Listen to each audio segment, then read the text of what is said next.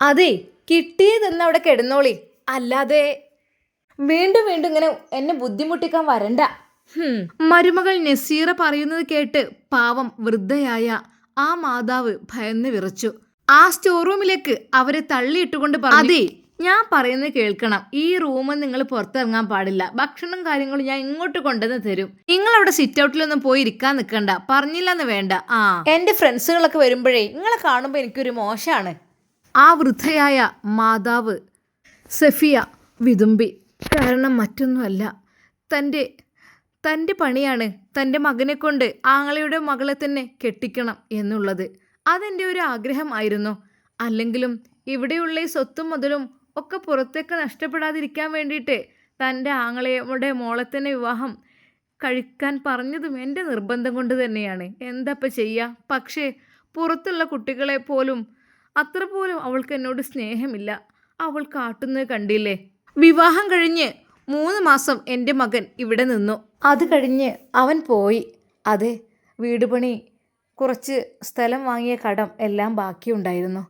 അതൊക്കെ ഒന്ന് പൂർത്തിയാക്കുവാൻ വേണ്ടിയിട്ടാണ് എൻ്റെ മോൻ പോയത്. പക്ഷേ പോയത് മുതൽ ആദ്യത്തെ കുറച്ച് ദിവസം തരക്കേടില്ലായിരുന്നു. ഇപ്പോഴതാ ഇവളെന്നെ ആ ബെഡ്റൂമിൽ നിന്ന് മാറ്റി സ്റ്റോർ റൂമിലേക്ക് കിടത്തിയിരിക്കുന്നു. മോളെ, കുറച്ച് വെള്ളം താടി, എനിക്ക് വല്ലാതെ.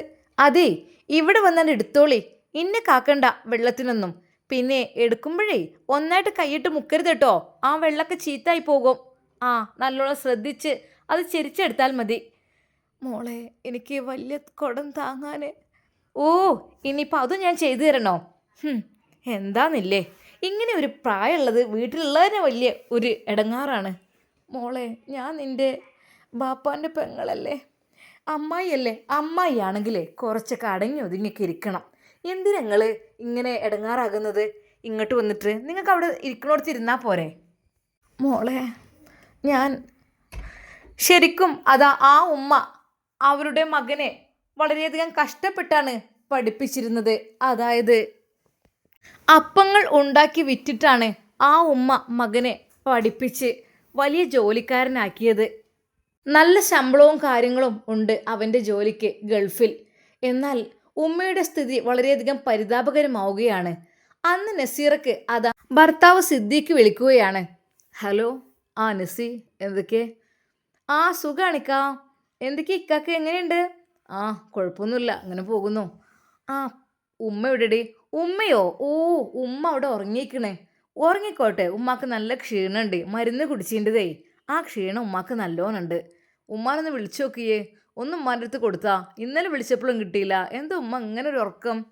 അതേ, എൻ്റെ പൊന്നിക്ക, നിങ്ങളിപ്പോൾ തൽക്കാലം നിങ്ങൾ ഡ്യൂട്ടിക്ക് പോകാൻ നോക്കി. ഉമ്മ അവിടെ കിടക്കുകയാണ്. ഉമ്മാൻ ഉണർത്തി കഴിഞ്ഞാലേ അതിലേറെ പ്രശ്നമായിരിക്കും. എന്താടി, എൻ്റെ ഉമ്മയുടെ ശബ്ദം കേൾക്കാൻ കൊതിയായിട്ടാണ്. ഒന്ന് ആ വീഡിയോ കോൾ ഒന്ന് മുഖം കാണിച്ചാട്ടിക്ക. അതെ, ഉമ്മ സ്റ്റോർ റൂമിലാണ് കിടക്കുന്നത് എന്നുള്ള കാര്യം അറിയും. അതുകൊണ്ട് തന്നെ അവൻ പറഞ്ഞു, ഉമ്മ കിടന്നോട്ടെ, എന്തിനാ ബുദ്ധിമുട്ടാക്കുന്നത്, നിങ്ങൾ പിന്നെ വിളിക്കേ. എന്നാൽ ശരി, ഉമ്മക്ക് നേരത്തിന് ഭക്ഷണവും മരുന്ന് കൊടുക്കട്ടോ. ഇക്ക, അതെല്ലാം ഞാൻ കൊടുക്കുന്നുണ്ട്. ഫോൺ കട്ട് ചെയ്തതിന് ശേഷം അവൾ പതുക്കെ ആ സ്റ്റോർ റൂമിലേക്ക് പോയി നോക്കി. അവിടെ കിടക്കട്ടെ. നിലത്ത് പായിട്ട് കൊടുത്തത്. അവിടെ ഫാനും ഇല്ല, ശരിക്കൊരു ലൈറ്റും ഇല്ല. അവിടെ കിടക്കട്ടെ, അതാ നല്ലത്. മറ്റേതെന്താന്നോ, ഈ മുന്നിൽ തന്നെയാണ് അവരുടെ റൂം. ആരൊന്ന് വന്ന് കയറിയാലും ഈ വയസ്സായ തള്ളനെ കണ്ട് ഇതേതാടി പഴയത്, ഇതിനെ ഒഴിവാക്കാനായില്ലേ എന്നൊക്കെ ചോദിക്കുകയാണ്. പിന്നെന്ന് വെച്ചാൽ അവിടുന്ന് ചുമച്ചിട്ടും തുപ്പിയിട്ടൊക്കെ ആയിട്ട് ഭയങ്കര വൃത്തികേടുമാണ്. അതുകൊണ്ട് അവിടെ കിടക്കട്ടെ, അവിടെ ആകുമ്പോൾ വല്ലാതെ ആരും അറിയില്ല. അന്ന് അതാ നസീറയുടെ കൂട്ടുകാരികൾ വീട്ടിലേക്ക് വരുന്ന ദിവസമായിരുന്നു. നസീറ നല്ല സ്പെഷ്യൽ ബിരിയാണിയും പായസവും എല്ലാം ഉണ്ടാക്കുന്നുണ്ട്. എന്നാൽ ഉമ്മാക്ക് വല്ലാത്ത കൊതിയാകുകയാണ് ആ ഒരു ബിരിയാണിയുടെ മണം ആസ്വദിച്ചിട്ട്. എനിക്കല്പം കിട്ടുമോ ആവോ, അവൾ തരുമോ ആവോ അവരുടെ ഇടയിലേക്ക് പോയാൽ. എന്നാൽ അതാ ഉമ്മ പതുക്കെ അവിടെ നിന്ന് എഴുന്നേറ്റു. മോളെ നസീറ, എനിക്ക് കുറച്ച് ചോറ് താടി. അതേ, വേഗം അവിടെ പോയിരുന്നോളി. നിങ്ങളെന്തിനാ ഇങ്ങോട്ട് വരുന്നത്? എൻ്റെ ഫ്രണ്ട്സുകളൊക്കെ നിങ്ങളെ കണ്ട അല്ലെങ്കിലേ പറയുന്നുണ്ട് ഈ പഴയതിനെ ഒഴിവാക്കാനായിട്ടില്ലേന്ന്. ഈ വയസ്സായ ആളുകൾ ഇത്രയും നല്ല വീട്ടിൽ നിൽക്കുക എന്നൊക്കെ പറയുമ്പോൾ എല്ലാവർക്കും അതൊരു മടിയാണ്. അത് നിങ്ങൾ അവിടെ പോയി കിടന്നാണ്, അതോ നിങ്ങൾ വൃദ്ധസദനത്തിൽ കൊണ്ടാക്കണോ ഞാൻ? മോളെ വേണ്ട, ഞാൻ ഇവിടെ തന്നെ കഴിഞ്ഞോളാം. പാവം അവർ അതാ വിശന്ന് വലഞ്ഞ് വീണ്ടും അവിടേക്കെത്തി. അതെ, ദമ്മ് പൊട്ടിച്ചിട്ടില്ല. ഞങ്ങൾ കഴിച്ചിട്ട് തരാം. ഇതാ കുറച്ച് കഞ്ഞി, അത് കുടിച്ചോളി. തലേന്ന് വെച്ചാൽ കുറച്ച് കഞ്ഞി ബാക്കിയുണ്ടായിരുന്നു. മോളെ, എനിക്ക് ഈ കഞ്ഞി വേണ്ട, അത് പൊളിച്ചേക്കണ് മോളെ. അതെ, വിശപ്പിനും വേണമെങ്കിൽ അത് നിങ്ങൾ കുടിച്ചോളി, അല്ലാതെ ബിരിയാണിൻ്റെ മണം കേട്ട് വരാൻ നിൽക്കണ്ട. എന്നാൽ അപ്പോഴേക്കും ഫ്രണ്ട്സുകളെല്ലാം എത്തി. ഹായ് നസീറ, എന്തായാലും ഇന്ന് നിന്റെ ബർത്ത്ഡേ ആയിരുന്നില്ലേ? ഞാൻ അപ്പോഴാണ് അറിഞ്ഞത്. അവർ കേക്കുമായാണ് വന്നിരുന്നത്. അതേടി, എൻ്റെ ബർത്ത്ഡേ ആണ്. എൻ്റെ ഇക്കയില്ലാത്ത ബർത്ത്ഡേ ആണെങ്കിലും നമുക്ക് കഴിക്കാതിരിക്കാൻ പറ്റില്ല. അല്ലടി, ഇവിടുത്തെ ഓൾഡ് സാധനം ഇവിടെ നിന്റെ? ഓ, അതോ, അതവിടെ കിടക്കുന്നുണ്ട്. ഓ, അതിനെ വിളിക്കണ്ടേ? നീ ഒന്ന് മിണ്ടാന്നാ. അങ്ങനെയതാ ഡൈനിങ് ടേബിളിൽ ആ കേക്ക് വെച്ചു. ഹാപ്പി ബർത്ത്ഡേ നസീറ എന്ന് പറഞ്ഞ് അവരെല്ലാവരും കൂടി കേക്ക് കട്ട് ചെയ്ത് കഴിച്ചു. ഓ, എന്താന്നില്ലേ, കേക്കുകൾ അവളുടെ മുഖത്തൊക്കെ വാരിപ്പൊത്തി. ഓ, പിന്നെ മതിയടി. ഷേ, എന്താ ഇത്? എന്തായാലും ഒരുപാട് താങ്ക്സ് കേട്ടോ. ഗിഫ്റ്റുകളുമായി അവർ വന്നു. എന്നാൽ ഞാൻ ബിരിയാണി വിളമ്പട്ടെ? ആടി, നിന്റെ കൈകൊണ്ടുണ്ടാക്കിയ ബിരിയാണി ഭയങ്കര ടേസ്റ്റ് ആയിരിക്കും അല്ലേ? അവൾ അപ്പോൾ തന്നെ ബിരിയാണി എല്ലാം വിളമ്പുന്നു. വിളമ്പി ദമ്മ് പൊട്ടിച്ച് വിളമ്പി ഡൈനിങ് ടേബിളിൽ കൊണ്ടുപോയി വെക്കുമ്പോൾ അതിൻ്റെ മണം ആ സ്റ്റോർ റൂമിലേക്ക് അടിച്ചു വീശി. അതെ, ആ ഉമ്മാക്ക് ആ കഞ്ഞി കുടിക്കാൻ കഴിയുന്നില്ലായിരുന്നു. ഛർദ്ദിക്കാൻ വരികയായിരുന്നു. അത്രക്കും പുളിച്ച കഞ്ഞിയാണ് അവൾ എനിക്ക് തന്നിട്ടുള്ളത്. ബിരിയാണിയുടെ മണം അങ്ങോട്ട് വീശിയപ്പോൾ ഉമ്മ വല്ലാതെ കൊതിച്ചു പോയി. കുറച്ച് ബിരിയാണി കിട്ടിയിരുന്നെങ്കിൽ അതൊന്ന് അല്പം കൊതിക്ക് വേണ്ടിയിട്ട്. ഓ, ആ മണം കേട്ടിട്ട് സഹിക്കാൻ കഴിയണില്ല. ശരിക്കും അതാ അവരെല്ലാവരും കൂടെ അടിപൊളിയായിട്ട് ചിക്കൻ ഫ്രൈ ചെയ്തതും ബിരിയാണിയും എല്ലാം കൂടെ അവർ കഴിക്കുന്നു. എല്ലാവരും കളിച്ച് ചിരിച്ച് അങ്ങനെ കഴിക്കുമ്പോൾ ഉമ്മാക്ക് വല്ലാത്ത കൊതി തോന്നി. അവർ ആ കഞ്ഞിയിലേക്ക് നോക്കി. അതെ, പുളിച്ച കഞ്ഞി. അതിൻ്റെ സ്മെല്ല് വളരെയധികം രൂക്ഷമാണ്. അവർ പതുക്കെ ആ കഞ്ഞിപ്പാത്രം എടുത്ത് നേരെ അടുക്കളയിലേക്ക് ചെല്ലുമ്പോൾ അതാ നസീറ തൈരെടുക്കാൻ വേണ്ടി അങ്ങോട്ട് വന്നിരുന്നു. മോളെ, ഇത് വേണ്ടടി, ഇത് പുളിച്ചേക്കണ്. അതി തള്ളേ, അവിടെ പോയിരുന്നാ നിങ്ങൾ എന്താ? നിങ്ങൾക്ക് അവിടെ കിടന്നൂടെ? എന്തിനാ നിങ്ങൾ ഇങ്ങോട്ട് എണീറ്റ് വന്നത്? ഇതടി, എനിക്ക് ഛർദ്ദിക്കാവേ. അതെ, അവിടെ ഇങ്ങനെ ഛർദ്ദിച്ചിട്ടുണ്ടെങ്കിലേ ഒക്കെ വാരേണ്ടി വരും. ഓർത്തോളൂ നിങ്ങൾ. ആ മോളെ, ഇത് എനിക്ക് കഴിക്കാൻ കഴിയാത്താണ്. അതെ, അവിടെ വെച്ചാൽ നിങ്ങൾ പോയിക്കണേ, പോയി അങ്ങോട്ട് പോയി. എന്താടി അവിടെ? ഒന്നുമില്ലടി. അത് വരി, അവിടെ ഒരു നായ അങ്ങോട്ട് അകത്ത് കയറാൻ, പൂച്ച നായ്ക്കളൊക്കെ ഉണ്ടേ, ആ ആട്ടി വിട്ടതാണ്. ഓ, നല്ല രസമുണ്ട് കേട്ടോ നിന്റെ ബിരിയാണി. ഇത് ചിക്കൻ ഫ്രൈ ചെയ്ത് വെച്ചതാണോ? മന്തി നീ പാർസൽ കൊണ്ടുവച്ചു അല്ലേ? അതേടി, മന്തി പിന്നെ നിങ്ങൾക്ക് ഓർഡർ ചെയ്യണ്ടേ? ബിരിയാണി പിന്നെ വീട്ടിൽ വെക്കുന്നതാണ് എനിക്കിഷ്ടം, അതുകൊണ്ടാണ്. കഴിക്കുങ്ങളേ, കഴിക്ക്. മതിയടി, വയറ് നിറഞ്ഞു. അല്ല പെണ്ണേ, നിങ്ങൾക്ക് ചോറുണ്ടെങ്കിൽ? പിന്നെന്താ, ചോറൊക്കെ ഉണ്ട്. അത് നിങ്ങൾ കഴിച്ചാണ്. ഞാൻ അധികം കൂടുതലായിട്ട് വെച്ചിട്ടില്ല, കണക്കാക്കി വെച്ചിട്ടുള്ളൂ. ബാക്കി ആക്കണ്ടെന്ന് വിചാരിച്ചു. നിങ്ങൾ കഴിച്ചോളി, മുഴുവൻ കഴിച്ചോളി, ബാക്കി വെക്കണ്ട. എല്ലാവരും വയറ് നിറച്ച് കഴിച്ചു. ഏതായാലും അടിപൊളി പായസമാണെങ്കിൽ അതിലേറെ. സെവനപ്പും കൂടെ ഇപ്പം ബെസ്റ്റ്. ഏതായാലും നിൻ്റെ ബർത്ത്ഡേ നല്ല കളറായി. അപ്പോഴതാ ഭർത്താവ് വിളിക്കുന്നു. ഹലോ നസീറ, എന്തായി? ബർത്ത്ഡേക്ക് വേണ്ടിയിട്ട് നിൻ്റെ ഫ്രണ്ട്സൊക്കെ വന്നോ? വന്നു. ഇതാ ഞങ്ങളെല്ലാവരും ഇവിടെ ഉണ്ട്, കണ്ടോ? ഫുഡ് കഴിക്കണുണ്ടില്ലേ ഞങ്ങളെല്ലാവരും? ഇതാ കേക്കൊക്കെ കൊണ്ടുവന്നിരുന്നിട്ടോ. ഓ, അങ്ങനെ എന്തൊക്കെ തന്നെ ഉഷാറായില്ലല്ലേ? ഉമ്മ എവിടെ? ഉമ്മേ അവിടെ ഭക്ഷണം കഴിച്ചിട്ടേ നിസ്കരിക്കാൻ വേണ്ടി ഇരിക്കുകയാണ്. ഓ, ഉമ്മാൻ്റെ അടുത്തുനിന്ന് ഫോണ്. എൻ്റെ പൊന്നിക്ക, കുറച്ച് എൻ്റെ വിളിക്കുക, ഞങ്ങൾ ഭയങ്കര ഒച്ചപ്പാണ്, കേൾക്കൂല നിങ്ങൾക്ക് കേട്ടോ. ഓക്കെ, എന്നാൽ ഹാപ്പി ബർത്ത്ഡേ മുറ്റേ. Okay, thank you. അവൾ ഭർത്താവിന് അത് കിസ് വരെ കൊടുത്തു. എന്നിട്ട് ഫോൺ അവിടെ വെച്ച്. എന്തൊരു സ്നേഹാലടി നിൻ്റെ ഭർത്താവിന്. എന്നാൽ ഇതെല്ലാം ആ ഉമ്മ കേൾക്കുന്നുണ്ടോ? തൻ്റെ പ്രിയപ്പെട്ട മകൻ്റെ ആ ഒരു ശബ്ദം കേൾക്കുവാൻ വേണ്ടി അവർ കാതോർത്തിരുന്നു. ഹോ, എന്താ എൻ്റെ കുട്ടിയുടെ ശബ്ദം ഒന്ന് കേൾക്കാൻ. എന്നാൽ അവരെല്ലാവരും ഭക്ഷണം കഴിച്ചു എഴുന്നേറ്റു. എടി, ഇനി അധിക ചോറൊന്നും ബാക്കിയില്ല കേട്ടോ. ആടി, അത് തന്നെ മതി, ഇഷ്ടം പോലെ. അങ്ങനെ അതാ അവർ തന്നെ പാത്രങ്ങളെല്ലാം കിച്ചണിൽ കൊണ്ടുപോയി വെക്കുമ്പോൾ, വേണ്ടെന്നേ, ഞാൻ കൊണ്ടുപോയി വെച്ചോളാം. അല്ല, ഞങ്ങൾ കുറച്ച് കഴുകിത്തരാം. വേണ്ട വേണ്ട, കഴുകാനൊക്കെ ഇവിടെ ആളുണ്ടല്ലോ. ആരടി, വേലക്കാരുണ്ടോ? പിന്നെ എനിക്ക് വേലക്കാരിയൊക്കെ ഉണ്ടേ. എന്നാൽ ബാക്കിയുള്ള ചോറെല്ലാം ഒരു പാത്രത്തിലാക്കി അതാ അവൾ സ്റ്റോർ റൂമിലേക്ക് കൊണ്ടുപോകുന്നു. അതെ, ഇതാ, ഇത് കഴിച്ചോളി. ആ നിലത്തേക്ക് ആ പാത്രത്തിൽ അവിടെ അങ്ങ് ഇട്ട് കൊടുത്തു. ഇതാ, കഴിച്ചോളി. എല്ലാവരുടെയും തിന്ന ബാക്കി ചൂടാറിയ ചോറായിരുന്നു അവർക്ക് കൊടുത്തിരുന്നത്. ചൂടുള്ള ഒരു പിടി വറ്റിനായിരുന്നു അവർക്ക് ആഗ്രഹം. എന്നാൽ കണ്ണീരോടെ അവർ വിശപ്പിൻ്റെ കാഠിന്യത്താൽ കഴിച്ചു. ആ തളികയിലെ ബാക്കിയെല്ലാം തട്ടിക്കൊട്ടിയെടുത്തതും എല്ലാം കൂട്ടിയൊരു പ്ലേറ്റ് ചോറ് അവർ പതുക്കെ കഴിക്കുമ്പോൾ അവരുടെ കണ്ണുകൾ നിറയുന്നുണ്ടായിരുന്നു. എൻ്റെ മോനാണെന്നെങ്കിൽ എന്നും എൻ്റെ മോൻ എന്നെ ഇരുത്തിയിട്ട് എൻ്റെ മോൻ ഇരിക്കുള്ളൂ, ഉമ്മ ഇരിക്കുമാ, എന്നിട്ട് നമുക്ക് ഭക്ഷണം കഴിക്കാം. പക്ഷെ ഇതിപ്പോൾ അവളുടെ കൂട്ടുകാരികളും എല്ലാവരും വന്ന് കഴിച്ചതിൻ്റെ ബാക്കി എനിക്ക് തണുത്ത കുറച്ച് ചോറ് കൊണ്ടുവന്ന് നിൽക്കുന്നു. എന്നാൽ അവർ സങ്കടത്തോടെ അത് കഴിച്ചു. എന്നാൽ അവർ അവിടെ ഫോട്ടോ എടുക്കലും സെൽഫി എടുക്കലുമായിട്ട് ഭയങ്കര ഒച്ചപ്പാടും ബഹളവും. അതിനിടയിൽ നസീർ അടുക്കളയിലേക്ക് വന്നു. അതേ, ചോറ് തിന്നവിടെ ഇരിക്കുകയല്ല, വന്ന് പാത്രങ്ങളൊക്കെ കഴുകി വെക്കി. നിന്ന് പാത്രം കഴുകാൻ നമുക്ക് പണിയൊന്നുമില്ലല്ലോ. ഏ നിന്നണ്ട് ചെയ്തൂടി, അല്ലാതെപ്പോ തിന്നിരുന്നാലേ തടിച്ചങ്ങോട്ട് കൊഴുക്കലേക്കാരം. ഭാര്യ നസീറയുടെ ആ ഒരു വാക്കുകൾ കേട്ടപ്പോൾ ശരിക്കും ആ ഉമ്മ കരഞ്ഞുപോയി. അവർ വിറച്ചുകൊണ്ട് ആ പാത്രവുമായി അടുക്കളയിലേക്ക് എത്തി. സിങ്കിൽ ഒന്നാകെ കൂട്ടിയിട്ടിരിക്കുന്ന ആ പാത്രങ്ങൾ കണ്ട് അവരുടെ മനസ്സ് വല്ലാതെ വേദനിച്ചു. അതെ, നെയ്യും മസാലയൊക്കെയുള്ള ആ പാത്രങ്ങൾ അവർ ഓരോന്നായി കഴുകി. പക്ഷെ നിൽക്കാൻ കഴിയുന്നില്ല, അരകീപ്പെട്ട് കൊഴിയുന്ന പോലെയാണ്. എന്നാലും മരുമകളെ പേടിച്ച് പാത്രങ്ങളെല്ലാം കഴുകി വെക്കുകയാണ് അവർ. പിന്നെ പാത്രം കഴുകിയിട്ട് ആ വീതന അടുപ്പന്തറ റാക്ക് മുഴുവൻ നല്ലോണം തുടച്ച് വൃത്തിയായിക്കോളി. പിന്നെ ടേബിളിൽ കുറച്ച് വറ്റുണ്ട്, അത് നന്നായിക്കോളി, ഞങ്ങൾ മുറ്റത്തുണ്ട്. പാവം, അവർ ആ പാത്രങ്ങളെല്ലാം കഴുകി വെച്ചു. അടുപ്പും എല്ലാം തുടച്ചു, റാക്കൊക്കെ വൃത്തിയാക്കി, ശീല നന്നായി കഴുകി പിഴിഞ്ഞു. അവർ ആ സ്റ്റോർ റൂമിലേക്ക് തന്നെ, ആ ഇരുട്ടുള്ള മുറിയിലേക്ക് പോയി. ഒരു ഫാന് പോലും ഇല്ല, ഒന്ന് ചൂട് എടുക്കുമ്പോൾ ഒന്ന് കാറ്റത്തിരിക്കാൻ. അവർ ആ ഇരുട്ടുമുറിയിൽ അവിടെ അങ്ങനെ ഇരുന്നു. എന്നാൽ നസീറയുടെ പൊട്ടിത്തെറിക്കുന്ന ആ ഒരു ശബ്ദം അവരുടെ ആ സ്റ്റോർ റൂമിൻ്റെയും അടുക്കളയുടെയും ആ ഭാഗത്ത് നിന്നിരുന്ന മുനീർ കേൾക്കുന്നു. ഇവർ ആ സ്ത്രീയോട് എപ്പോഴും കയർത്താണ് സംസാരിക്കാറുള്ളത്. എന്തൊരു കഷ്ടമാണിത്. പാവമാണ്, എൻ്റെ ഉമ്മയുടെ പ്രായമുള്ള സ്ത്രീയാണത്. അവനിവിടെ ഇല്ലാത്തത് കൊണ്ട് സിദ്ദീഖ് ഇവിടെ ഉണ്ടെങ്കിൽ എങ്ങനെയായിരുന്നു നോക്കിയിരുന്നത്. ഇതിപ്പോൾ ഈ നസീറ വല്ലാത്തൊരു സാധനം തന്നെ. ആ ഉമ്മയോട് എപ്പോഴും കയർത്ത് സംസാരിക്കും. എന്നാൽ ഫോട്ടോ എടുക്കലും വീഡിയോ എടുക്കലും എല്ലാം കഴിഞ്ഞ് അവൾ അകത്തെത്തിയപ്പോൾ അത് സ്റ്റോർ റൂമിലേക്ക് പോയി കിടന്നിരുന്ന ഉമ്മയാണ് കണ്ടത്.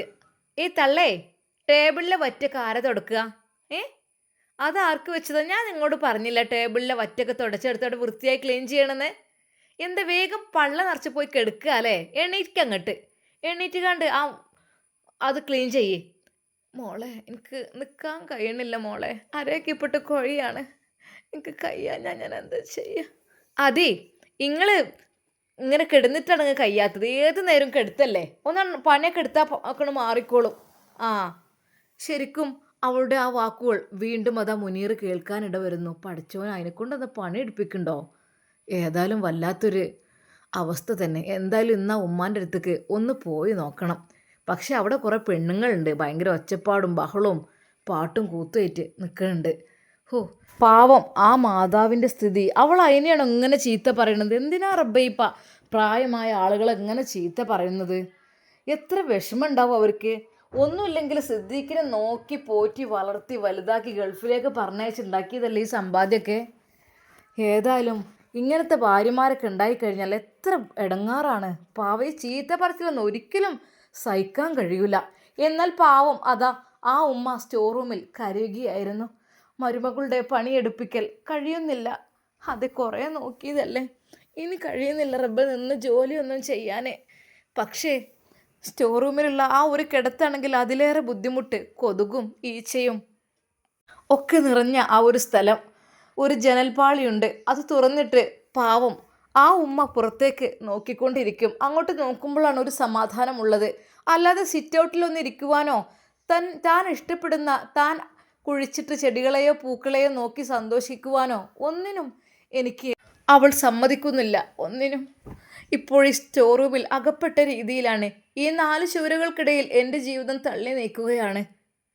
എന്നാൽ കൂട്ടുകാരികളെല്ലാം പോയി. നസീറ അകത്തേക്ക് വന്നു. എന്നാൽ ആ സമയത്താണ് മുനീർ അങ്ങോട്ട് കടന്നു വരുന്നത്. ഉമ്മ ഇവിടെ? എന്തിനാ? ഉമ്മ ഇവിടെ കിടക്കാണ്. എന്തിയേ? അല്ല, ഉമ്മാനൊന്ന് കാണാനേ, കുറേ ആയി കണ്ടിട്ടേ, അതുകൊണ്ടാണ്. അതെ, നിങ്ങളിങ്ങോട്ട് കയറി വരുമ്പോഴേ ആളുകൾ പലതും തെറ്റിദ്ധരിക്കും കേട്ടോ. എൻ്റെ ഭർത്താവ് ഇവിടെ ഇല്ലാത്ത സ്ഥിതിക്ക് അയൽവാസിയായ ഒരു അന്യപുരുഷനെ എൻ്റെ വീട്ടിലേക്ക് കയറി വരുമ്പോഴേ ആളുകൾ എന്തേ വിചാരിക്കൂലേ? അല്ല, ഞാൻ നിങ്ങളെ കാണാനല്ല, ഉമ്മയെ ഒന്ന് കണ്ട് വർത്താനം അറിയാനേ.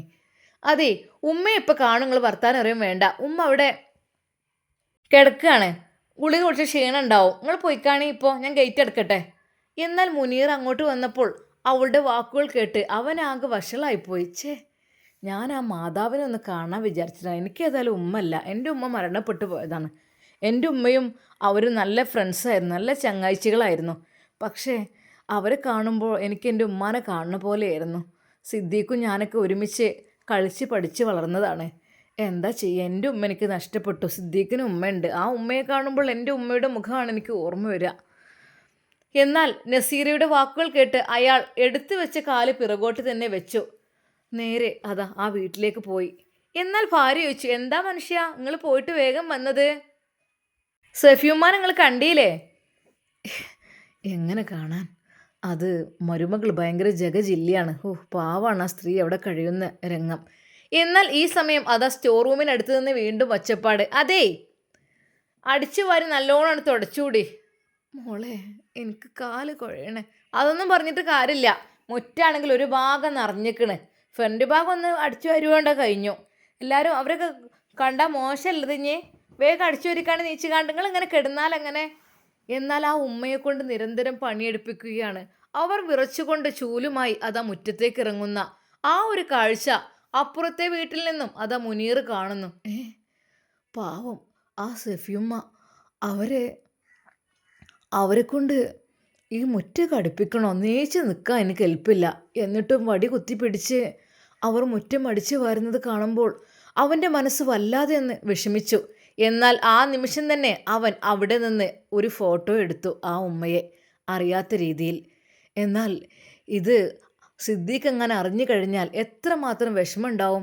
സുഖമില്ലാത്ത അതിനെക്കൊണ്ട് ഇത്രമാത്രം ജോലിയൊക്കെ ചെയ്യിപ്പിക്കുന്നു, പാത്രങ്ങളൊക്കെ വെറുതെ കുറേ പുറത്തേക്ക് ഇട്ട് കൊടുക്കുന്നു. ഇതൊക്കെയാണ്ട് തേച്ച് മോറിക്കൂടി, ഇതൊന്നും അകത്തുനിന്ന് മോറാൻ കഴിയൂല എന്ന് പറഞ്ഞ് ബിരിയാണി വെച്ച ചെമ്പും അതും ഇതൊക്കെ ഇട്ട് കൊടുക്കുന്നു. പാവം അവർ ഇരുന്നു കൊണ്ട് അതാ പാത്രം കഴുകുകയും ചെയ്യുന്നു കണ്ണീരോടെ.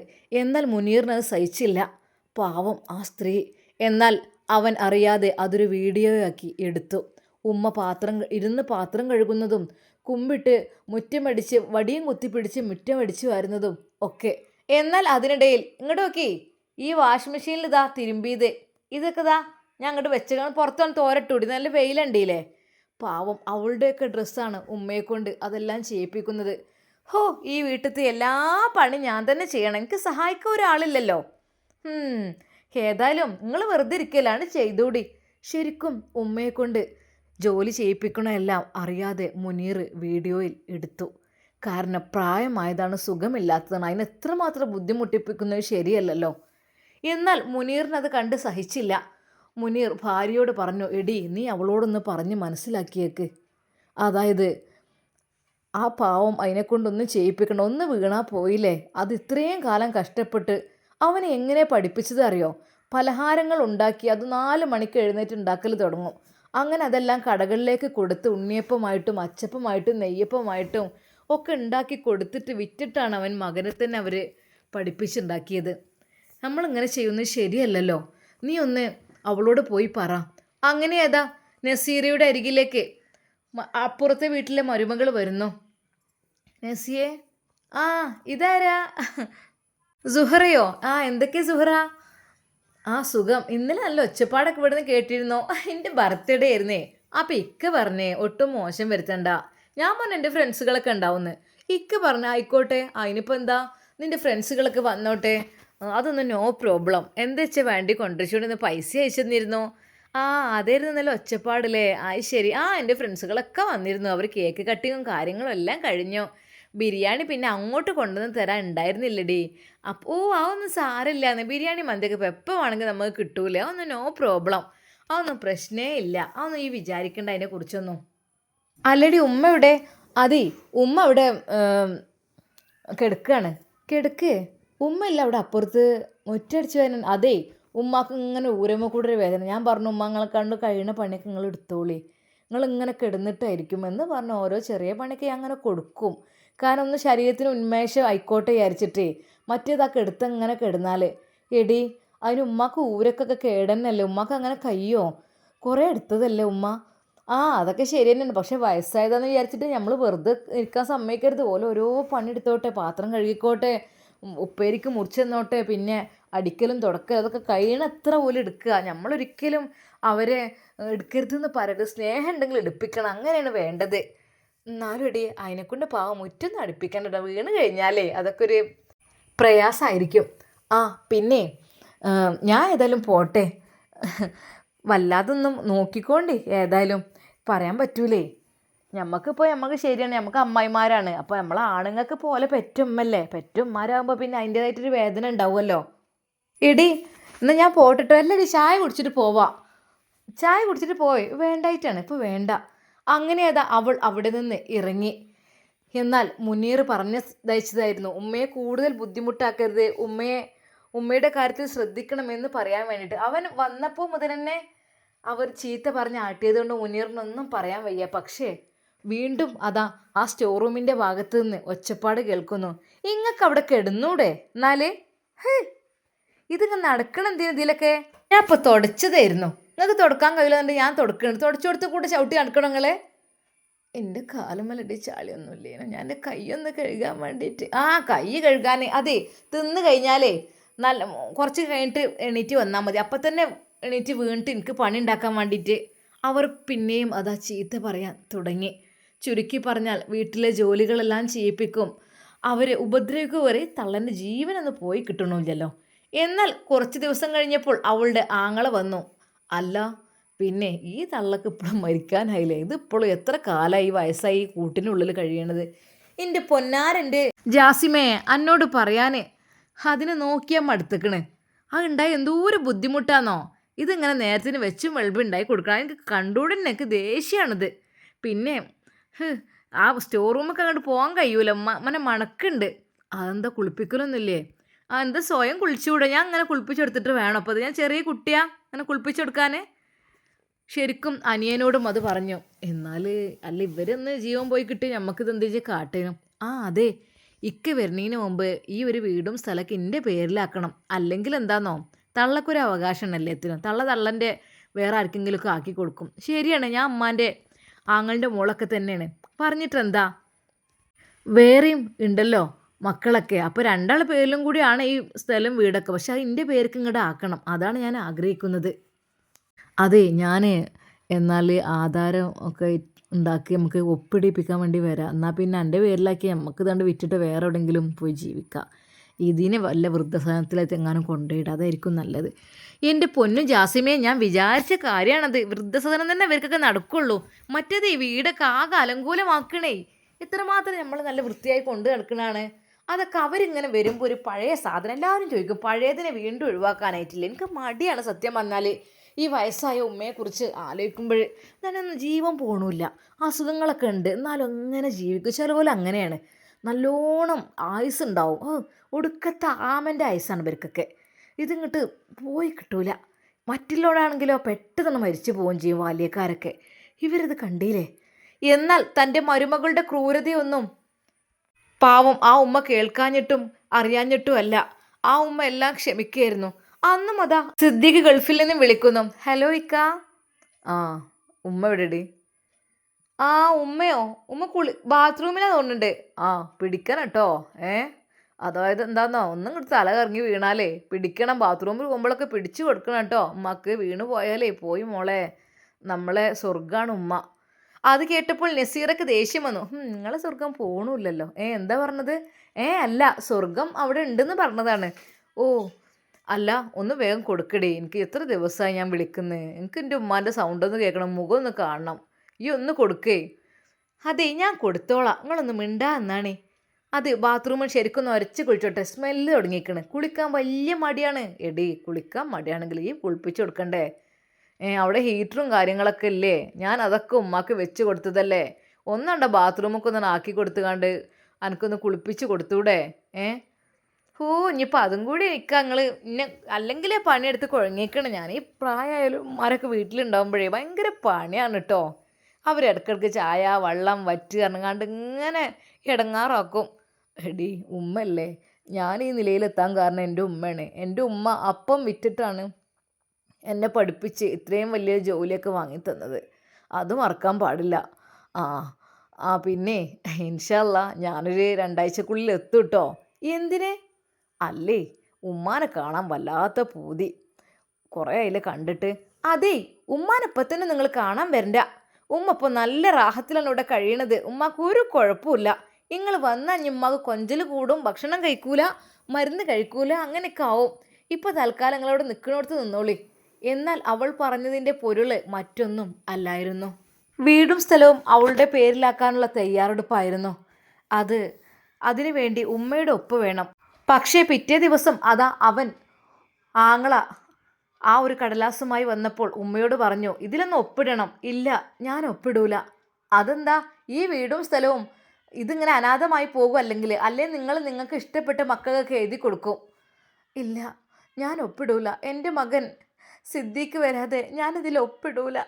അവർ കരഞ്ഞു. എന്നാൽ അതാ മരുമകളും ആങ്ങളെയും കൂടെ അവരുടെ കൈ ബലമായി പിടിച്ച് ഒപ്പുവെക്കുവാൻ വേണ്ടി ശ്രമിക്കുകയാണ്.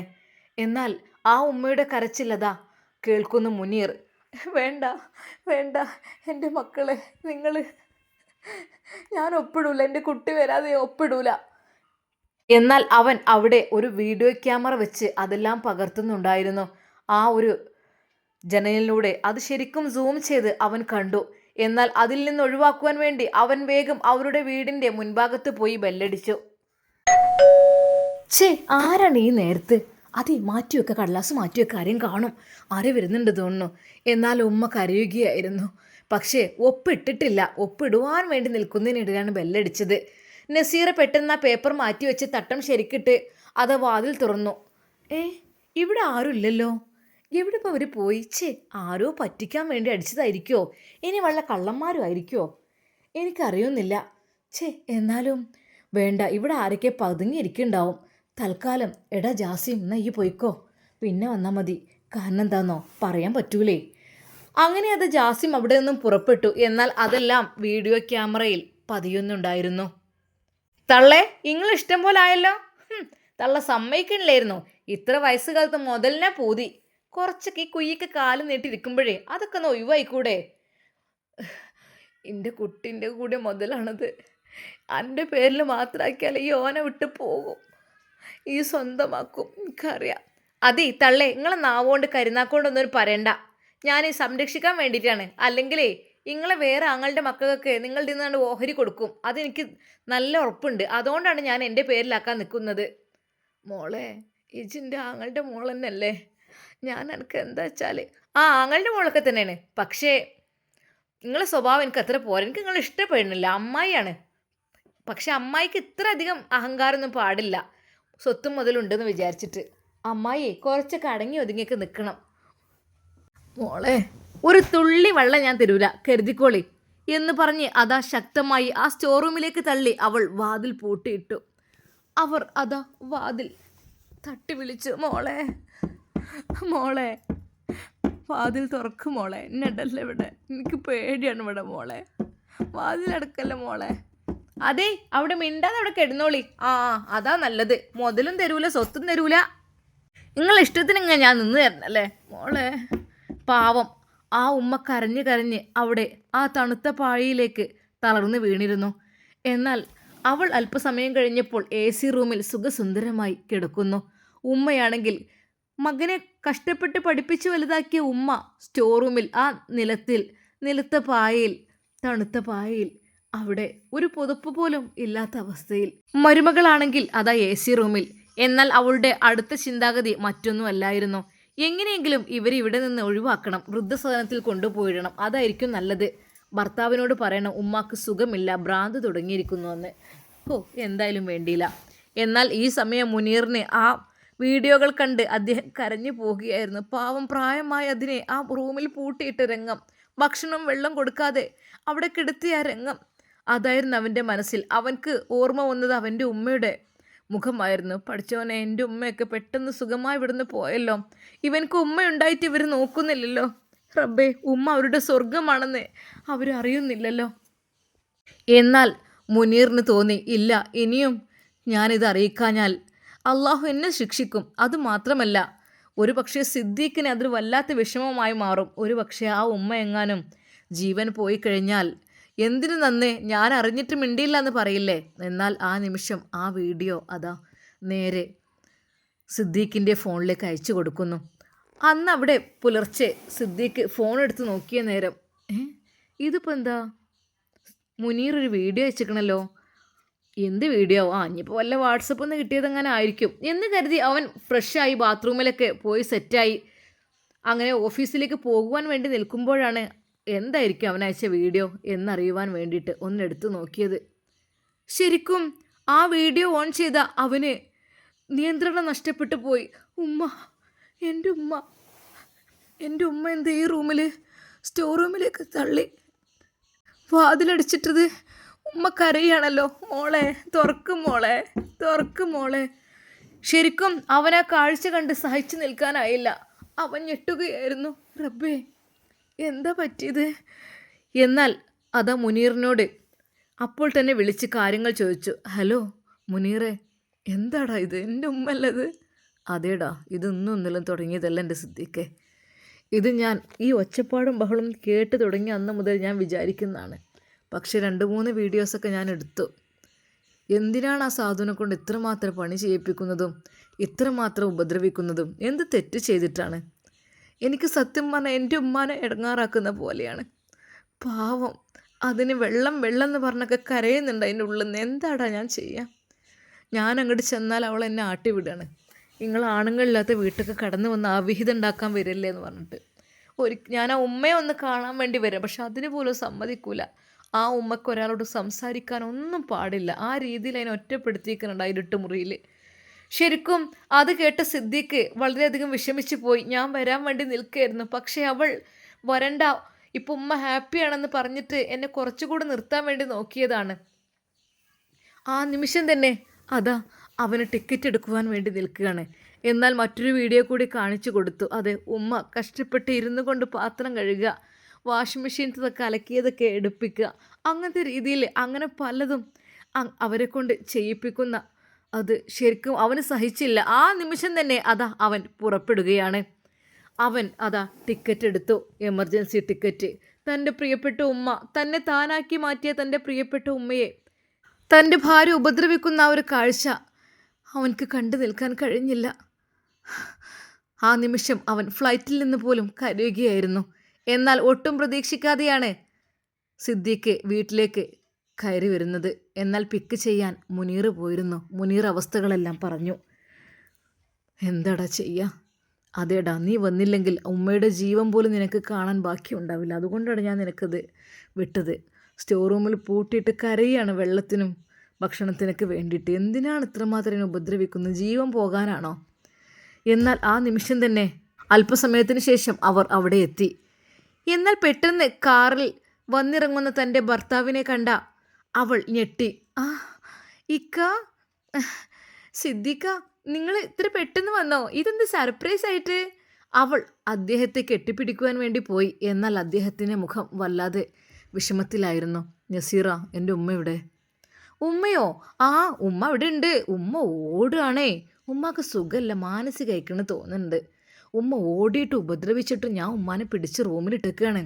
ഞാൻ സ്റ്റോർ റൂമിൽ വെച്ചിട്ട് ഇപ്പം ഞാൻ ഭക്ഷണം കൊടുക്കാൻ വേണ്ടി അത് ഓപ്പൺ ചെയ്ത് ഓടുകയാണേ. കിണറ്റിൽ പോയി ചാടും, അങ്ങനെയൊക്കെ ചെയ്ത് കഴിഞ്ഞാൽ ഉമ്മ നമുക്ക് നഷ്ടപ്പെടൂലേ? അവൾ സ്നേഹം അഭിനയിച്ചു. എന്നാൽ അവന് നേരെ പോയപ്പോൾ അതെ, ആ സ്റ്റോർ റൂമിൻ്റെ വാതിൽ തുറന്നപ്പോൾ കണ്ട ആ ഒരു കാഴ്ച ഞെട്ടിപ്പിക്കുന്നതായിരുന്നു. മുഷിഞ്ഞ വസ്ത്രം ധരിച്ചുകൊണ്ട് എൻ്റെ ഉമ്മ ആ ഒരു കീറപ്പായയിൽ നിലത്ത് കിടക്കുന്ന തണുത്തു മരവിച്ച് പോലെയുള്ള ശരീരമായിരിക്കുന്നു. ഉമ്മയുടെ ഒരു പതിയൊരു ശബ്ദം മാത്രം കേൾക്കാം. എന്നാൽ പെട്ടെന്നവൻ ഉമ്മ എന്ന് പറഞ്ഞ് ആ ഉമ്മയെ വാരിയെടുത്തു. എൻ്റെ ഉമ്മ എന്താ ഇത്? മോനെ, ഉമ്മ പോട്ടെടാ, ഉമ്മ പോട്ടെ, മനക്കൊണ്ട് കഴിയൂല എൻ്റെ കുട്ടി. അതെ, ആ ഉമ്മയെ ഒരുപാട് വാരിയെടുത്ത് സിദ്ദീഖ് ചുംബിച്ചു. നസീറ, ഇവിടെ വന്നേ. എന്താ ഇക്ക? എൻ്റെ ഉമ്മയുടെ സ്ഥിതി എന്താ ഇങ്ങനെ? നിനക്ക് എത്രക്കും പണമെല്ലാം അയച്ചു തന്നത് ഉമ്മയെ നോക്കാനും കൂടി വേണ്ടിയിട്ടല്ലേ? നീ എന്താ ഉമ്മയെ ഇവിടെ ഇട്ടിരിക്കായിരുന്നോ? ആര് പറഞ്ഞു? ഉമ്മ ഇപ്പോൾ കൊണ്ട് അകത്ത്. പിന്നെന്തേ ഡ്രസ്സിൻ്റെ ഒക്കെ കുറേ ഡ്രസ്സ് പോലൊന്നും മാറ്റിയിട്ടില്ല നീയേ. ഇത്രയധികം പണം ഞാൻ അയച്ചിട്ടും ഉമ്മാനെ നീ സ്റ്റോർ റൂമിലാണോ? ഇക്ക, പിന്നെ ചെറിയ റൂമിലല്ലേ പൂട്ടിയിടാൻ പറ്റുക? വലുതാവുമ്പോൾ എല്ലാം നശിപ്പിക്കണം ഉമ്മ അടിച്ച് പൊട്ടിച്ചിട്ട്. നസീറ, നീ വേണ്ടാത്തൊന്നും പറയണ്ട. എൻ്റെ ഉമ്മാക്ക് ഒരു മാനസിക ഇക്ക സത്യമായിട്ട് മാനസികണ്ട് ഓടുകയാണേ. ആര് പറഞ്ഞു? ഏ അപ്പോൾ തന്നെ അതാ അവൻ ഉമ്മയെ എടുത്ത് ഹോസ്പിറ്റലിലേക്ക് കൊണ്ടുപോകുന്നു. നേരെ അതാ ഗ്ലൂക്കോസ് എല്ലാം കൊടുത്ത് ഉമ്മയുടെ വസ്ത്രങ്ങളെല്ലാം മാറ്റി നല്ല രീതിയിൽ ഫ്രഷ്നസ് ആക്കുന്നു. മോനെ അല്ലാ, ഉമ്മ ഞാൻ പോട്ടെട്ടോ. ഉമ്മ ഉമ്മ എന്നെ ഈ രീതിയിലാക്കിയിട്ട് ഉമ്മാനെ ഞാൻ എങ്ങനെ വിടേ? ഒരിക്കലുമില്ല. ആ നസീറ, അവൾ ആ ദ്രോഹി ചെയ്തത് എന്താണ്? മോനെ ഒന്നും ചെയ്തിട്ടില്ല, എന്നോടൊന്നും അവൾ ചെയ്തിട്ടില്ല. അപ്പോഴും ഉമ്മ അതായിരുന്നു പറഞ്ഞിരുന്നത്. എന്നാൽ തെളിവുകളെല്ലാം അവൻ്റെ കയ്യിലുണ്ട്. നസീറ അന്ന് അതാ ചോറുമായി നേരെ ഹോസ്പിറ്റലിലേക്ക് വരുന്നു. ഇക്ക, ഉമ്മാക്ക് ചോറ് നല്ല ചൂടോട് കൂടി ഉണ്ടാക്കി കൊണ്ടുവന്നിക്കണത് കൊടുക്ക. നസീറ, ഇതെന്തിനാ? ഉമ്മാക്ക് കൊടുക്കാനേ. ഉമ്മാക്ക് എന്നും ഞാൻ ചൂടുള്ള ചോറാണ് കൊടുക്കാറുള്ളത്. അതൊരു പിടി വറ്റി കിട്ടിയ ഉമ്മാക്ക് സുഖമാണ്. എന്നാൽ അത് കൊടുക്കാം. നസീറ, എന്തിനാ നീ എൻ്റെ മുമ്പിൽ അഭിനയിക്കുന്നത്? എൻ്റെ ഉമ്മാക്ക് നീ എന്തെങ്കിലും ഫ്രഷ് കൊടുത്തിട്ടുണ്ടോ? റൂമിൽ പൂട്ടിയിട്ടല്ലേ ഇക്ക എന്തേ പറയുന്നത്? ഞാൻ പറഞ്ഞില്ലേ ഓടിയിട്ട് പിടിച്ചിട്ടതാണെന്ന്. എന്താ ചെയ്യുക? നസീറ, നീ വല്ലാതെ കളവ് പറയണ്ട. ഇങ്ങോട്ട് നോക്കിക്കേ. അപ്പോൾ തന്നെ അതാ ആ വീഡിയോ ക്ലിപ്സ് കാട്ടിക്കൊടുക്കുന്നു. സ്റ്റോർ റൂമിലേക്ക് തള്ളിയിടുന്നതും പൂട്ടിയിടുന്നതും ഉമ്മ ഹൃദയം പൊട്ടി കരയുന്നതും എല്ലാം ആ വീഡിയോയിലുണ്ടായിരുന്നു. അവളുടെ മുമ്പിൽ അത് ഓപ്പൺ ചെയ്തപ്പോൾ അവൾ ഞെട്ടിപ്പോയി. ഇതൊക്കെ അതേടി, ഇതൊക്കെ റെക്കോർഡായിരുന്നു. സത്യം പറ, ഇതൊക്കെ ആരെടുത്തത്? ഞാൻ അയാൾക്കെതിരെ കേസ് കൊടുക്കും. ഇല്ലാത്തത് ഓരോന്ന് കെട്ടിച്ചമച്ച്. ഇല്ലാത്തത് ഇതിൻ്റെ ഡേറ്റ് ടൈം അടക്കതിലുണ്ട്. എന്തിനാ നീ വെറുതെ? അതൊക്കെ എനിക്ക് കിട്ടിയ മോളെ. എന്നാൽ മുനീർ അങ്ങോട്ട് ഉമ്മയെ കാണുവാൻ വേണ്ടി വന്നു. മുനീറിനെ കണ്ടപ്പോൾ അവളൊന്ന് ഭയന്നു. അന്ന് ഇക്ക, ഇയാളെ വീട്ടിക്കകത്ത് കയറി വരാൻ നിൽക്കുകയായിരുന്നു. ഞാൻ ആട്ടി വിട്ടു ഇയാൾ നിങ്ങളില്ലാത്ത സമയത്ത്.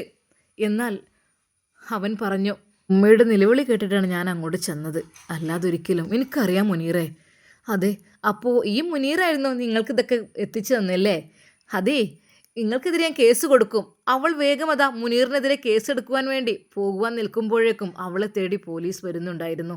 പ്രായമായ ഉമ്മയെ ഉപദ്രവിച്ചതിലെ, പ്രായമായ ഉമ്മക്ക് ഭക്ഷണവും വെള്ളം കൊടുക്കാതെ അവിടെ ഒറ്റയ്ക്ക് റൂമിൽ പൂട്ടിയിട്ടതിന്, അതിൻ്റെ പേരിൽ ശരിക്കും കേസ് കൊടുക്കാൻ നിന്നപ്പോഴേക്കും അവളെ തേടി പോലീസ് എത്തി. അതെല്ലാം സ്റ്റേഷനിൽ എത്തിച്ചിരുന്നു. വീഡിയോ ക്ലിപ്സുകളെല്ലാം അവിടെ എത്തിയിരുന്നു. കാരണം ഒരു പ്രായമായ മാതാവ് അങ്ങനെ അനുഭവിക്കുമ്പോൾ ഒരിക്കലും അത് കണ്ടു നിൽക്കാൻ ആർക്കും പാടില്ല. അങ്ങനെ അതാ അവളെ ജയിലിലേക്ക് കൊണ്ടുപോവുകയാണ് വിചാരണയ്ക്ക് ശേഷം. പ്രായമായവർ ഇത്രയധികം ബുദ്ധിമുട്ടിക്കാൻ പാടില്ല. നിങ്ങൾ എന്തിൻ്റെ പേരിലാണ് ഇങ്ങനെ ചെയ്തത്? അത് സ്വത്തിൻ്റെയും സമ്പത്തിൻ്റെയും പേരിൽ തട്ടിയെടുക്കാൻ വേണ്ടിയിട്ടല്ലേ? ഏതായാലും നിങ്ങളുടെ എല്ലാ തെളിവുകളും ഇവിടെ കിട്ടിയ സ്ഥിതിക്ക് നിങ്ങൾക്ക് ജയിൽ ജീവിതം തന്നെയാണ് വേണ്ടത്. എന്നാൽ അവൾ കരഞ്ഞു പറഞ്ഞു, ഇക്ക എന്നെ രക്ഷിക്കുക, ഉമ്മ എന്നെ രക്ഷിക്കുമ്മ, ഉമ്മ എന്നെ കൊണ്ടുപോയില്ലെന്ന് പറയും. അപ്പോഴേക്കും ഉമ്മയുടെ അസുഖമെല്ലാം ഭേദമായി നല്ലൊരു രീതിയിൽ എത്തിയിരുന്നു. ഉമ്മ മോനെ ഓളെ വേണ്ടുമ്മ, കുറച്ച് അവൾ കെടുക്കട്ടെ, കുറച്ച് പഠിക്കട്ടെ. അവൾ ഒരിക്കൽ പോലും ഞാൻ വെറുതെ വിടില്ല. ഓളെ രക്ഷിച്ചാളാ, പാവല്ലേ. എന്നാൽ ഈ സമയം അതാ അവരുടെ വീട്ടിലൊക്കെ കാര്യങ്ങൾ അറിഞ്ഞു. എന്നാൽ അവളുടെ ഉമ്മയും ഉപ്പയും, അതായത് ഈ ഉമ്മയുടെ ആങ്ങളെയും ഭാര്യയൊക്കെ പറഞ്ഞു, ഞങ്ങൾ അറിഞ്ഞില്ലല്ലോ ഓൾ ഇങ്ങനെയൊന്നും കാട്ടിക്കൂട്ടുന്നത്, ഞങ്ങളൊന്നും അറിയിച്ചതുമില്ല, അറിഞ്ഞതുമില്ല. അല്ലെങ്കിൽ ഇങ്ങനെയൊക്കെ ചെയ്യാൻ പാടുണ്ടോ? അല്ലെങ്കിൽ ഓളെ ബാപ്പാൻ്റെ പെങ്ങളെന്നല്ലേ, അത് അങ്ങനെ ചെയ്യാൻ പാടുണ്ടോ? ശരിക്കും അവർ സങ്കടപ്പെട്ടു. എന്നാൽ അവന് ദേഷ്യമായിരുന്നു. അവളെ കാട്ടിക്കൂട്ടീന് അവൾ അനുഭവിക്കട്ടെ, അവൾ ജയിലിൽ കിടക്കട്ടെ. എന്നാൽ പാവപ്പെട്ട ഈ ഉമ്മ പറഞ്ഞു, മോനെ അവളെ വിളിച്ചേക്ക്, എനിക്കൊരു പരാതിയും തെറ്റുകുറ്റമില്ല, സാരല്ല, ഓളെ വിളിച്ചേക്ക്. വേണ്ടുമ്മ, കുറച്ചവിടെ കിടക്കട്ടെ, അതാണ് അവൾക്ക് വേണ്ടത്.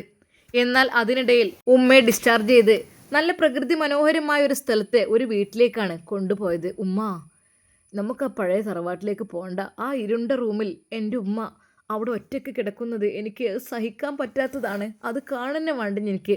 നല്ല സുഖസുന്ദരമായ നല്ല മനോഹരമായ ഒരു വീട്ടിലേക്ക് ഉമ്മയെ കൊണ്ടുപോയി. ഉമ്മാക്ക് ഇഷ്ടപ്പെട്ട ചെടികളും പൂക്കളുമെല്ലാം മുറ്റത്ത് അതാ അവൻ കുഴിച്ചിട്ട് കൊടുത്തു. ആ പൂക്കളെയും ചെടികളെയും നോക്കി ഉമ്മ ഇരുന്നു. ഉമ്മാക്ക് അതായിരുന്നു ഇഷ്ടം. ഒരിക്കൽ പോലും ഇരുട്ടുമുറി ഇഷ്ടമല്ലായിരുന്നു. മോനെ, ഓള് ജയിലിൽ പോയില്ലേ, ഇനി ഓളെ മോചിപ്പിച്ചാളാ, സാരല്ല, ഇനി ഓള് നന്നായിക്കോളും. ഉമ്മ കുറച്ചവിടെ കിടക്കട്ടെ, അതാണ് വേണ്ടത്. എനിക്കവൾ ഇഷ്ടമല്ല, എൻ്റെ ഉമ്മയെ അത്ര ഉപദ്രവിച്ച അവളവിടെ കിടക്കട്ടെ, അവൾക്കുള്ള ശിക്ഷ അവിടെ നിന്ന് ലഭിക്കട്ടെ. എന്നാൽ ഈ സമയം ഉമ്മയോട് അവൻ ചോദിച്ചു, ഉമ്മ ആ തറവാടും സ്വത്തും അതൊക്കെ നമുക്കത് വേണ്ട ഉമ്മ, നമുക്കിവിടെ മതി. മോനെ, അത് നമുക്ക് പാവപ്പെട്ടവർക്ക്, പാവപ്പെട്ട വിധവകളെയൊക്കെ സംരക്ഷിക്കാനുള്ളൊരു സ്ഥാപനമാക്കി മാറ്റാം. കാരണം ഒരുപാട് പ്രയാസങ്ങൾ അനുഭവിക്കുന്ന പാവപ്പെട്ട പ്രായമായവരുണ്ട്. അവരെ നമുക്ക് അതിനുള്ളിൽ പാർപ്പിക്കാം. അതിനു വേണ്ടിയിട്ട് നമുക്ക് അതിനുള്ളൊരു സ്ഥാപനമായിട്ട് തുടങ്ങാം. അങ്ങനെ ആ വീടെല്ലാം ഒന്ന് വിപുലീകരിച്ചു. ആ ഉമ്മ കിടന്നിരുന്ന ഇരുണ്ട സ്റ്റോർ റൂം അത് തികച്ചും പൊളിച്ചു മാറ്റി അവൻ വിശാലമാക്കി മാറ്റി. പുതിയ ടൈൽസുകളും വരാന്തകളും എല്ലാം ഇട്ടു. ഒരുപാട് ആളുകൾക്ക് കിടക്കുവാനുള്ള ബെഡും കട്ടിലും ചെയറും എല്ലാം സെറ്റാക്കി. ചുരുക്കി പറഞ്ഞാൽ ഉമ്മയുടെ കൈകൾ കൊണ്ട് തന്നെ അത് ഉദ്ഘാടനം ചെയ്യിപ്പിച്ചു. കാരണം ശാന്തി തീരം എന്ന് പേരും നൽകി. ഒരുപാട് ബുദ്ധിമുട്ടുന്ന പാവപ്പെട്ട അശരണരായ ആരാരും നോക്കാനില്ലാത്ത വൃദ്ധരായ മാതാപിതാക്കൾക്ക് കഴിയുവാനുള്ള സ്ഥലമായിട്ട് അത് തുടർന്നു. അതിൻ്റെ ഉദ്ഘാടനം ഉമ്മ തന്നെ നിർവഹിച്ചു.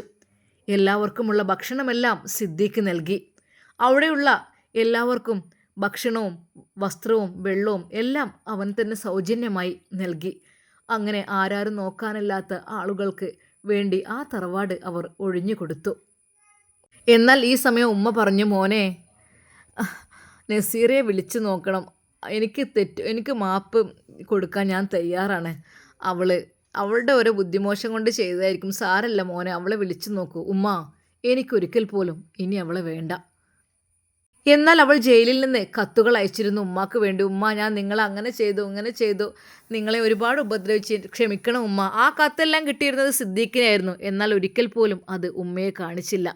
എന്നാൽ ഒരു ദിവസം അതാ ഉമ്മ പറഞ്ഞു, മോനെ, എൻ്റെ മരുമകളാണ് ഓൾ, എൻ്റെ ആങ്ങളുടെ മോള് കൂടിയാണ്. ഉമ്മാൻ്റെ കുട്ടി, ഓളെ മോചിപ്പിച്ചാളി. ഓൾ എന്നോട് പലതവണ മാപ്പ് പറയാനൊക്കെ നിന്നീലേ ഉമ്മ. എനിക്കൊരിക്കൽ പോലും അവളെ എൻ്റെ ഭാര്യയാക്കി സ്വീകരിക്കാൻ എനിക്ക് കഴിയില്ല മോനെ. അവളെ സ്വഭാവമൊക്കെ നല്ല രീതിയിലായി വരട്ടെ, അതിനു വേണ്ടിയിട്ടാണ് ഞാൻ പ്രാർത്ഥിക്കുന്നത്. അങ്ങനെ അതാ ജയിലിൽ നിന്ന് അവൾ പുറത്തിറങ്ങി. അവൾ ഓടിച്ചെന്നത് ഉമ്മയുടെ കാൽക്കലേക്കായിരുന്നു. ഉമ്മയുടെ കാൽക്കൽ വീണ് അവൾ കരഞ്ഞു. ഉമ്മ, എന്നോട് ക്ഷമിക്കണം ഉമ്മ, ഇനി ഒരിക്കലും ഞാൻ തെറ്റ് ചെയ്യില്ല. എൻ്റെ അഹങ്കാരം കൊണ്ടാണ് ഇതൊക്കെ സംഭവിച്ചത് ഉമ്മ. ഉമ്മ എന്നോട് പൊറുക്കണം ഉമ്മ. ഞാൻ ഒരിക്കൽ പോലും ഇനി ഉമ്മയെ വേദനിപ്പിക്കില്ല. അവൾ കാല് പിടിച്ച് മാപ്പ് പറഞ്ഞപ്പോൾ ഉമ്മാക്ക് വല്ലാത്തൊരു സന്തോഷമായി. മോളെ, സാരല്ലേ, എണീക്ക്, ഉമ്മ എന്നോട് പൊറുക്കണം, ഞാൻ ചെയ്യൂല കേട്ടോ. അങ്ങനെ അതാ അവൾ കരഞ്ഞ് കരഞ്ഞ് മാപ്പപേക്ഷിച്ചപ്പോഴും അതാ ഉമ്മ മാപ്പ് പെട്ടെന്ന് കൊടുത്തു. പക്ഷേ സിദ്ദീഖ് കൊടുക്കാൻ തയ്യാറല്ലായിരുന്നു. നസീറ, ഇങ്ങനൊരു പെണ്ണിനെ എനിക്ക് ആവശ്യമില്ല. അതെ, അത്രക്കും ദുഷ്ടയായൊരു പെണ്ണിനെ എനിക്ക് വേണമെങ്കിൽ വേറെ വിവാഹം കഴിക്കാം, പക്ഷേ എനിക്ക് താല്പര്യമില്ല. ഇതുപോലത്തെ ജന്മങ്ങൾ ഇനിയും ഉണ്ടെങ്കിലോ ആകപ്പാടെ ഇടങ്ങാറാവും ഞാനും എൻ്റെ ഉമ്മയും എങ്ങനെ വെച്ചാൽ ജീവിച്ചോളാം. എന്നാൽ ഉമ്മ പഴയ പോലെ തന്നെ അതാ ആരോഗ്യവതിയായി തിരിച്ചു വന്നു. ഉമ്മ പലഹാരങ്ങളെല്ലാം ഉണ്ടാക്കി തുടങ്ങി. മോനെ, ഉമ്മ ഉണ്ടാക്കുകയാണെങ്കിൽ ഞാനും ഹെൽപ്പ് ചെയ്തോളാം, ഞാനും ഇത് വിറ്റോളാം. എന്നാൽ ഉമ്മാക്ക് ആഗ്രഹമായിരുന്നു തൻ്റെ പലഹാരത്തിൻ്റെ ബിസിനസ് തുടങ്ങണമെന്ന്. ഉമ്മാക്ക് അത്രയൊന്നും കഴിയൂലെങ്കിലും അതിനുവേണ്ടി പണിക്കാരെ വെച്ചു. അങ്ങനെ അവർ പലഹാരത്തിൻ്റെ ആ ഒരു അപ്പം ചുടലിൻ്റെ ബിസിനസ് വീണ്ടും തുടങ്ങി, കടകളിലേക്ക് കൊടുത്തു. അത് വളരെയധികം പന്തലിച്ച് വലുതായി നല്ലൊരു സംരംഭമായി മാറി. അപ്പോഴും നസീറ കരയുകയായിരുന്നു. എൻ്റെ തെറ്റുകളെല്ലാം പൊറുക്കണം, മാപ്പാക്കണം എന്ന് പറഞ്ഞ്. എന്നാൽ ഉമ്മ വിളിച്ചു മകനെ, മോനെ സിദ്ദീഖ്. എന്തോ ഉമ്മ? നീ നസീറയെ തിരിച്ചെടുക്കുക. അവൾ മാപ്പ് പറഞ്ഞില്ലേ, അവൾ ഒരുപാട് അനുഭവിച്ചു എന്നെ ബുദ്ധിമുട്ടിച്ചതിനൊക്കെ. അതെ, നീ അവളെ കൂടെ കൂട്ടുമോനെ, അതാണ് എൻ്റെയും സന്തോഷം. അവൾ നിൻ്റെ കൂടെ ഭാര്യയായി നിൽക്കുമ്പോഴേ അങ്ങനെയല്ലേ എൻ്റെ കുട്ടിക്കും സന്തോഷം ഉണ്ടാവുള്ളൂ. ഉമ്മ, ഒരിക്കലും അങ്ങനെയല്ല. എനിക്ക് എൻ്റെ ഉമ്മയുടെ കൂടെയുള്ള ജീവിതമാണ് വലുത്. എൻ്റെ ഉമ്മയെ ആര് വേദനിപ്പിക്കുമെന്ന് എനിക്കിഷ്ടമല്ല. ഞാൻ എന്നും ഉമ്മയുടെ കൂടെ ഉണ്ടാവും. ഇനി ഗൾഫിലേക്കൊന്നും പോകണില്ല, ഇവിടെ ജോലി ചെയ്യാം, അതാ നല്ലത്. എൻ്റെ ഉമ്മയെ ഒരിക്കലും ഞാൻ ഇട്ടിട്ട് പോവില്ല. അവൻ അത് പറഞ്ഞപ്പോൾ ഉമ്മ പറഞ്ഞു, മോനെ ആയിക്കോട്ടെ, എന്നാലും നീ ഓളെ കൂടെ കൂട്ട്. അങ്ങനെ അതാ നസീറയെ അവൻ വീണ്ടും സ്വീകരിക്കുന്നു. നസീറ കരഞ്ഞ് മാപ്പ് പറയുകയാണ്, ഇനി ഒരിക്കലും എൻ്റെ ഭാഗത്ത് തെറ്റുണ്ടായില്ലേക്ക. അങ്ങനെ അതാ അവളുടെ അഹങ്കാരമെല്ലാം അവിടെ കൊഴിഞ്ഞു പോവുകയാണ്. അങ്ങനെ നസീറയെ ഉമ്മ കൈ പിടിച്ച് കയറ്റുകയാണ്. മോളെ, ഉമ്മ എന്നോട് ക്ഷമിക്കണം, ഇനി ഒരിക്കലും. ആയിക്കോട്ടെ മോളെ, സാരല്ല, എന്നെ നോക്കിയില്ലെങ്കിലും ഈ അവനെ നോക്കിയാൽ മതി കേട്ടോ. എന്നാൽ അവൻ പറഞ്ഞു, എൻ്റെ ഉമ്മയെ ഞാൻ നോക്കിയിട്ട് വേറെ ആരെയും ഞാൻ നോക്കുള്ളൂ. എൻ്റെ ഉമ്മയാണ് എൻ്റെ സ്വർഗം. അപ്പോഴും സിദ്ദീഖ് അതായിരുന്നു പറഞ്ഞത്. നസീറയുടെ അഹങ്കാരമെല്ലാം പോയി അവൾ നല്ലൊരു ഭാര്യയും നല്ലൊരു മരുമകളുമായി അവിടെ ജീവിച്ചു.